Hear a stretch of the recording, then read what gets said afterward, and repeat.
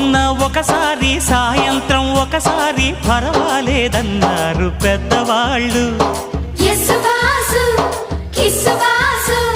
సావిట్లో ఒకసారి సందిట్లో ఒకసారి చలి కాగాలన్నారు చిన్నవాళ్ళు.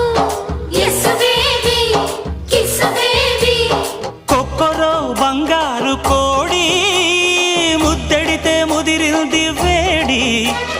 పిల్లగో చూశాని నాడి అదిరింది కన్నెబాడి. గుట్టుగా దోపిడి చెయ్యనా గుమ్మడి తాళలేను తీపి రాపిడి. నిన్నేమడగను ఎట్టాడగను ఒకసారి ఒడిలోకి రమ్మని.